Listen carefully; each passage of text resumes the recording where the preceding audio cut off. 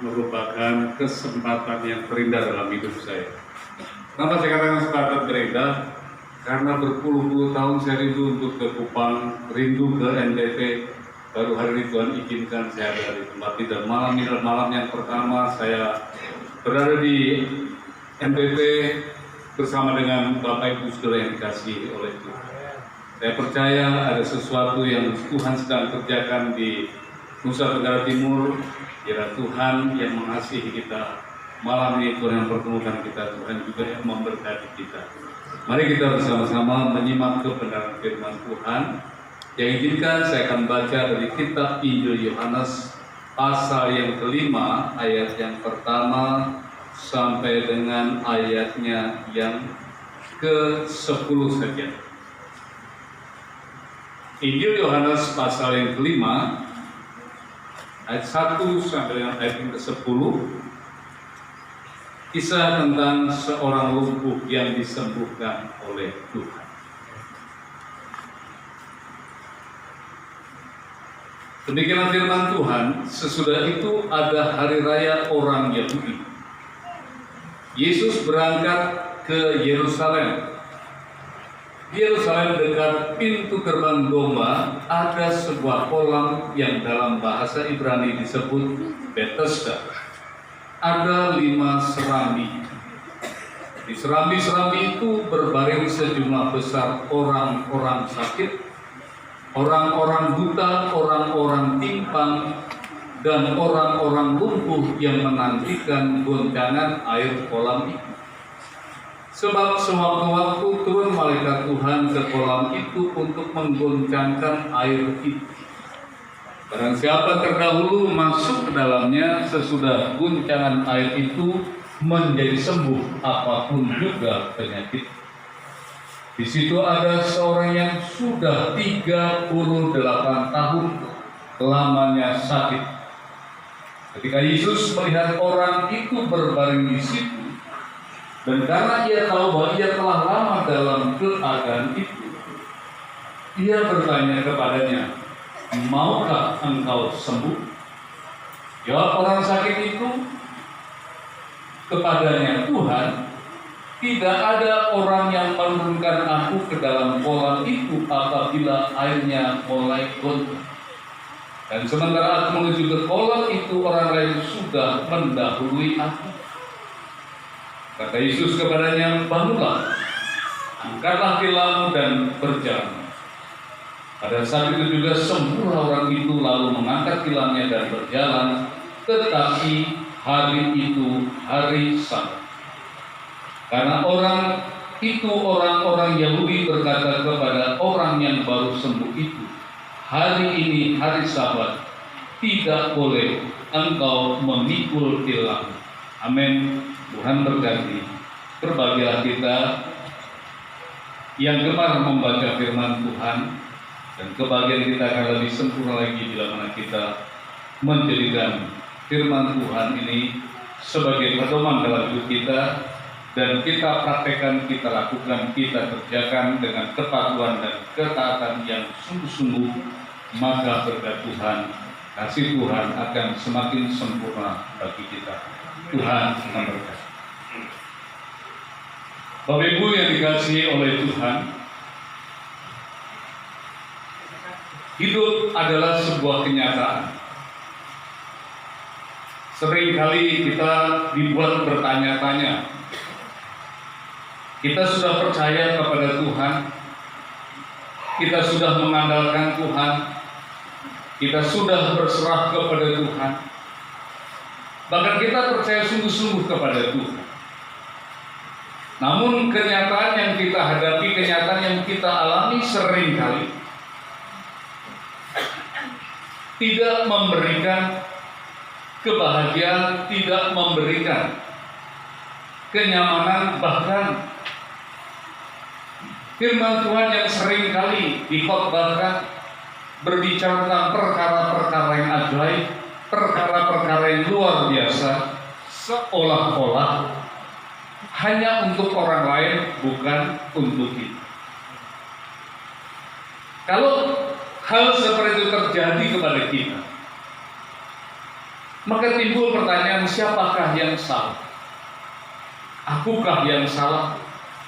Akukah kurang beriman kepada Tuhan? Atau Tuhan mungkin tidak mau mendengarkan doaku? Atau mungkin Tuhan sudah jemu dengan aku?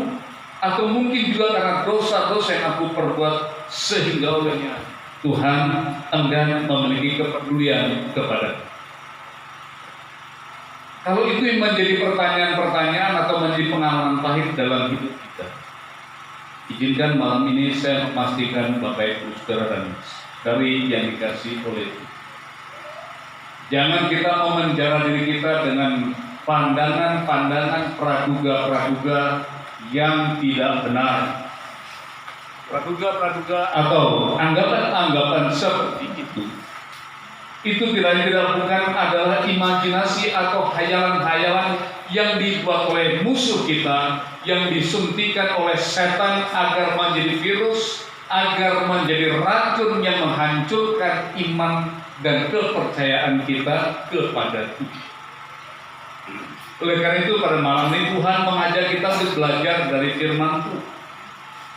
Belajar dari apa yang terjadi dari peristiwa di sebuah tempat yang bernama Bethesda.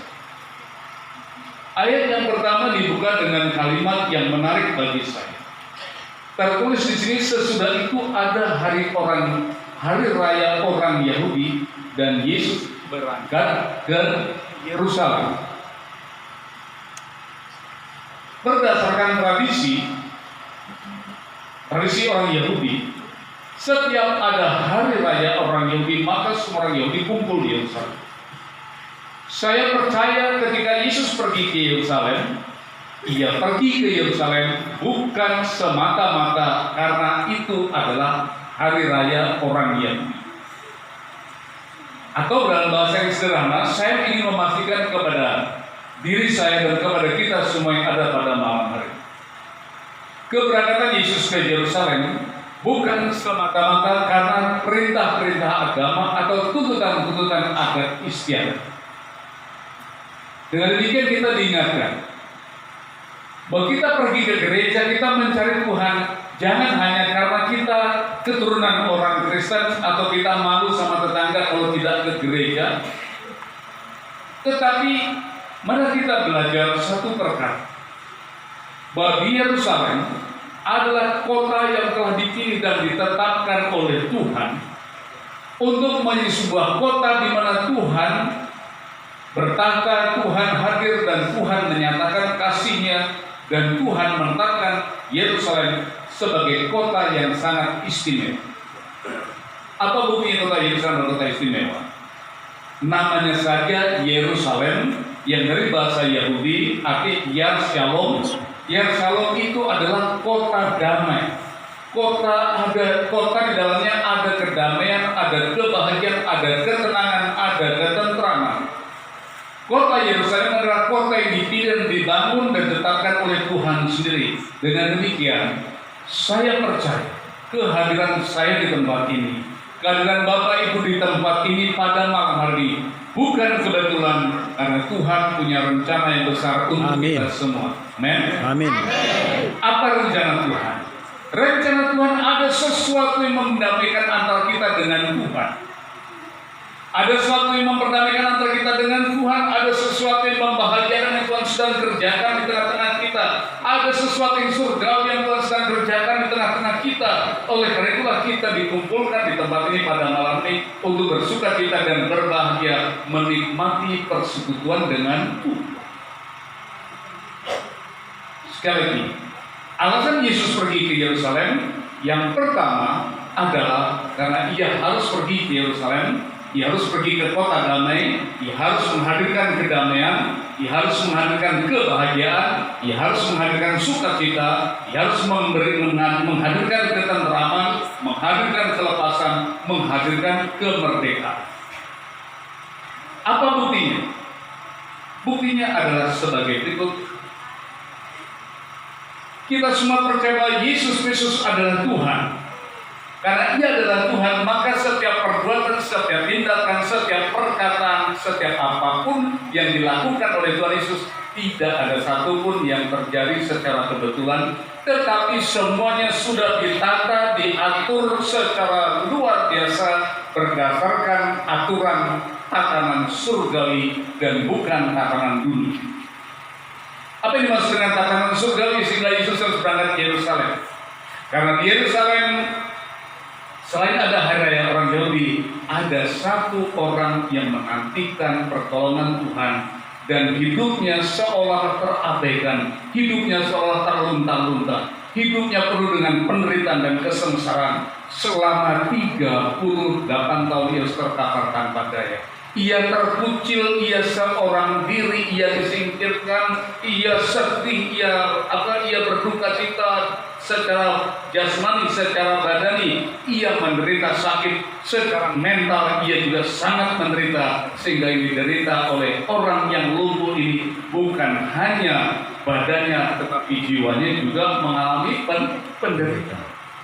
Mengapa saya katakan ada orang yang menderita selama 38 tahun? Mari kita lihat kembali. Ayat yang kedua dikatakan, di Yerusalem dekat pintu gerbang domba ada sebuah kolam yang dalam bahasa Ibrani disebut Bethesda.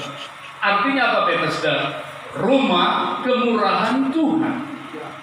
Tempat di mana belas kasih Allah dicurahkan. Maka saya percaya gereja Masehi Injili Timur yang ada di tempat ini beri nama Bethesda. Di tempat ini kasih Tuhan dicurahkan, di tempat ini mujizat Tuhan dinyatakan, di tempat ini kuasa Tuhan dinyatakan, di tempat ini berkat-berkat dan perhatian Tuhan dipusatkan tersentral kepada Bapak Ibu Saudara yang dikasihi oleh Tuhan. Apa buktinya? Buktinya kalau kita melihat seorang yang terpaku di kayu salib, dengan kedua tangannya disalib, dengan sekujur tubuhnya penuh dengan luka, dengan kedua kakinya dipakukan di kayu salib. Dia tidak lain dan bukan adalah Tuhan Yesus Kristus yang disalib oleh karena dosa dan kesalahan kita. Ia disalib oleh karena pelanggaran-pelanggaran kejahatan yang kita perbuat. Itu adalah bukti bahwa Dia mengasihi jemaat Tuhan, gereja Masehi Injili Timur Bethesda. Bethesda adalah rumah kemurahan Tuhan, rumah belas kasihan Tuhan, rumah di mana Tuhan menyatakan kebaikannya. Namun pada kenyataan hidup yang kita alami sehari-hari, seringkali kita kecewa mengalami kenyataan hidup. Mungkin ada di antara kita yang pernah mengalami gagal usaha, gagal rumah tangga, gagal menggapai cita-cita. Banyak hal yang buat kita kecewa. Mungkin kita sudah berusaha dan berjuang untuk merubah nasib. Mungkin kita sudah berjuang dan berusaha untuk menata diri. Mungkin kita sudah berjuang dan berusaha untuk menata agar perekonomian kita lebih baik, agar nasib kita tidak begini-begini saja. Mungkin kita sudah bekerja keras banting tulang semaksimal mungkin, namun hasilnya tetap tidak pernah merubah keadaan. Malam ini saya ingin katakan, jangan engkau mau diperdaya oleh setan. Jangan berfokus pada masalahmu, tapi fokuslah kepada Tuhan yang mengasihi. Apa buktinya? Mari kita simak kembali. Ketika orang ini terkapar selama 38 tahun, setiap kali ia merindukan, menantikan air kolam goncang. Kemudian hal itu terjadi. Apa yang terjadi? Ketika air kolam mulai goncang, ketika Tuhan mengutus malaikat untuk menggoncangkan air kolam dan air kolam mulai goncang, orang yang berebut mencampurkan dirinya, orang yang berebut untuk mendapatkan mujizat, kemudian orang mengalami mujizat. Orang ini hanya menjadi penonton saja. Orang ini hanya melihat mujizat Tuhan terjadi. Ia tidak pernah mengalami apapun yang disebut mujizat. Kalau hanya satu kali, mungkin orang masih bisa berpikir, oh mungkin besok lusa, atau mungkin minggu depan, atau mungkin bulan depan. Kalau air kolam goncang, mungkin aku punya kesempatan. Apa yang terjadi? Ketika kedua kalinya air kolam mulai goncang, orang mulai berebut, ia hanya bisa terkapar, ia tidak bisa berbuat apa-apa. Orang lain masuk, orang lain keluar dari air kolam, dan orang lain sembuh. Dia tetap dalam keadaan lupa. 4 kali, 5 kali, bahkan mungkin ratusan kali air itu kolam itu goncang, Dan orang yang menceburkan dirinya ke dalam kolam itu, ya, orang lain menceburkan ke dalam kolam itu mengalami mujizat, dia sendiri sama sekali tidak pernah mengalami mujizat apa-apa. Saya ingin bertanya kepada Ibu Sengat kita, pernahkah kita mengalami kekecewaan kepada siapa? Kekecewaan kepada Tuhan. Orang ada pujian mengatakan, tak tersembunyi kuasa Allah kalau lain ditolong. Saya juga, saya tidak. Tak tersembunyi kuasa Allah kalau lain ditolong. Saya tidak pernah ditolong. Tangannya terbuka untuk orang Jakarta. Tangannya terbuka hanya untuk orang Buku. Sementara kita di tempat Bethesda tidak pernah tuh mengalami kecewa. Mulai bertanya dalam hati, Tuhan, kenapa aku tidak ada? Apa bedanya aku dengan mereka? Tuhan, bukankah mereka juga tinggi mata, bukankah mereka adalah rupa dan gambar mesti, sementara aku juga rupa dan gambar mesti. Kenapa engkau perlakukan seperti ini? Kenapa Tuhan aku harus kau perlakukan seperti ini?